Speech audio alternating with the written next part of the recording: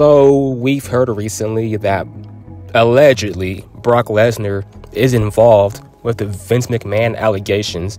This is my first time voicing my opinion on that whole situation, and I'm not going to go too deep on it because the whole thing just makes me sick.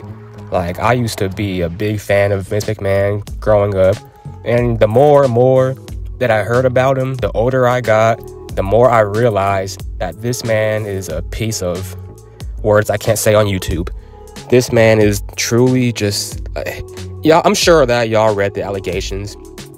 And as crazy as that sound, from what we've seen from Vince McMahon over the years, even on TV, it truly sounds like all of this time, he wasn't really playing a character.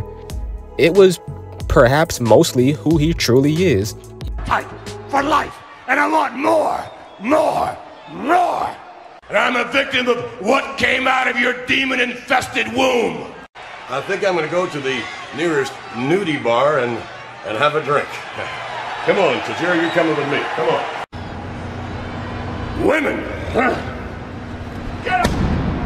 Yeah, it's maybe exaggerated, but maybe not even that, because from the stories we've heard from even wrestlers themselves that aren't even involved in these allegations that actually like Vince, they have some pretty crazy stories themselves about that man. And yeah, I don't want to talk too much about him, but what I do want to talk about is the man in the thumbnail, Brock Lesnar, because I was really a fan of him. Like, it's so weird because, like, when I seen that he may have been involved with this case, it wasn't that shocking. Like, there's nothing really out there that I know of that comes even close to this about Brock Lesnar. But, like, I don't know, something, like, it might be real. I'm hoping it's not, because even more than Vince, I was a huge fan of Brock always. But what's happening with Brock allegedly being involved in this case is that he's essentially being erased from WWE history, and that is just insane.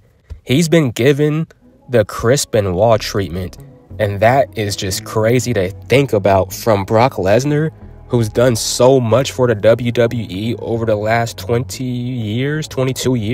Like, listen to this. We are erasing the history of the man that broke The Undertaker's undefeated streak at WrestleMania. The man, the one in 21-1 no longer exists.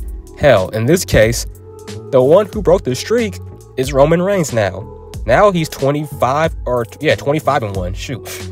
There was no 21-1. Like, that's crazy. Brock Lesnar. And even 2K has joined in on erasing Brock Lesnar because he was recently removed from the 40 years of WrestleMania edition, or the cover at least, because at this point the game comes out in less than a month, or about a month.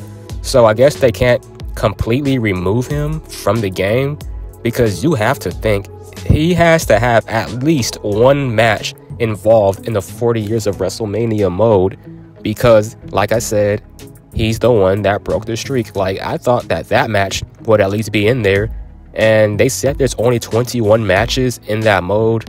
So, like, if he wasn't involved, then yeah, it'll be a little bit easier to just remove him from the game completely.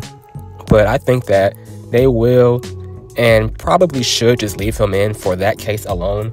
But there was that other game, that mobile game, I think, WWE Supercards, that already removed Brock Lesnar completely.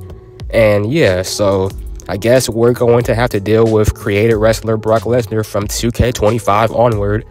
And I guess he won't be getting that Hall of Fame induction anytime soon, if ever, especially if this is real, which I'm hoping to God it's not real, but that's just insane. We're already seeing that impacted on WWE TV because Brock Lesnar was allegedly removed from the Royal Rumble match, and all of his spots were given to Braun Breaker.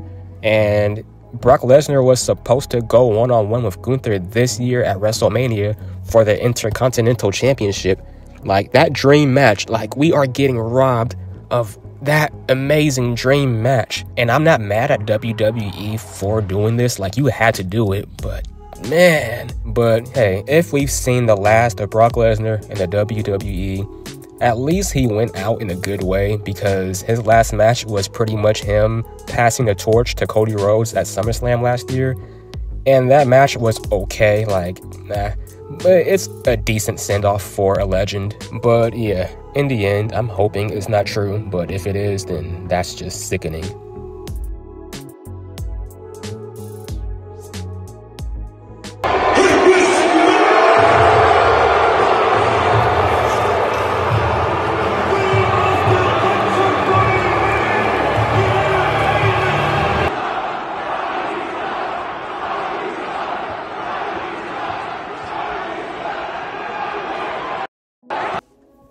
Alright, y'all, things have gotten way too out of control lately in the world of the WWE. It's WrestleMania season. As WWE fans, these are the very few months that almost guarantee that we are happy as wrestling fans. This is the peak of the year for WWE, and all that's been happening is toxicity, and it's because of y'all. It's because of the fans. I'm not blaming everyone, but the fans have done way too much with the hashtag We Want Cody. This is worse than the Daniel Bryan thing, and it's not because of the situation. It's not because of the creative debacle that Triple H or whoever has created with adding The Rock to the main event of WrestleMania after Cody won the Royal Rumble. Yes, I agree, that is stupid, and from that point, I am kind of with the hashtag We Want Cody movement. But what I'm not with is the way that a lot of fans have been handling it. And I would like to think that Twitter or X is just a bubble. It doesn't exist. It doesn't really matter outside of just being on that app. But the reality is, it does matter to a certain extent when it comes to certain situations like this one. You guys, I don't know how she feels about this, but you guys got to the point where Ava Raine, The Rock's daughter, Simone Johnson, deactivated her Twitter account because of death threats that y'all sent to her for something that she has nothing to do with, for a situation that you can't or she can't control, by sending DMs or tweeting or whatever was done to make her do this to get to this point. Like, this is ridiculous. But what I can say is, yes, voice your opinions. Please go to shows, boo, have your signs, your We Want Cody signs, chant, because I am with that. You can do all of that. I would be a hypocrite to say that I wouldn't do the same thing if I was at a live show too. Hey, I'm going to a live show in about a week or two, and if the situation isn't cleared by then, I'm going to do the same exact thing. So from that point, in the real arena, where your voice can really be heard, do that.